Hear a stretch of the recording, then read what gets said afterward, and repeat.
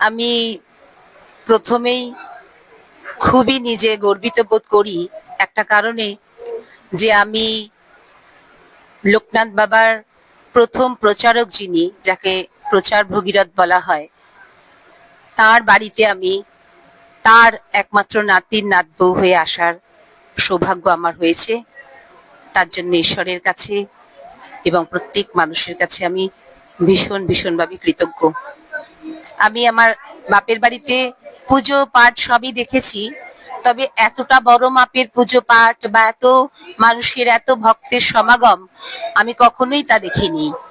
এখানে এসে এগুলো দেখে আমি সত্যি খুব মুগ্ধ হয়ে গেছি।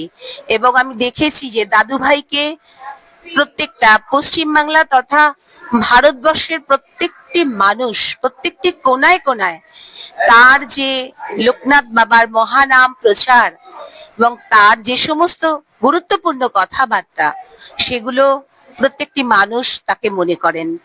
লোকনাথ বাবার পরে তাকে সবাই অনুভব করবার চেষ্টা করেন যে যার মতো করে। আমি তো তার সঙ্গে কখনো সম্পৃক্ত ছিলাম না, আমি তাকে দেখেছি বটে, কিন্তু তাদের সঙ্গে এই যে এনারা সম্পৃক্ত ছিলেন, এরা ভালো করে বলতে পারবেন। আমি ছিলাম না সম্পৃক্ত। যতটা আমি জেনেছি এই আমার শ্বশুর বাড়ির সকলের কাছ থেকে শুনে জেনে এটুকুই আমি জানতে পেরেছি। এবং এ বাড়ির একটা আলাদা গুরুত্ব আছে, কারণ এটা হচ্ছে আমার দাদু ভাইয়ের বাসভবন।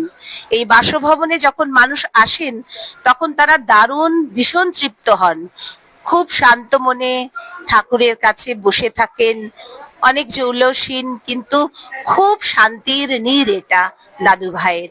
আর আমিও সেই নীড়ের একজন মানুষ হিসেবে, একজন প্রতিনিধি হিসেবে ভীষণ গর্বিত।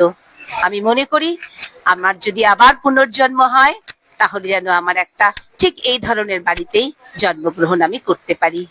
নমস্কার। একদম পরিষ্কার কথা।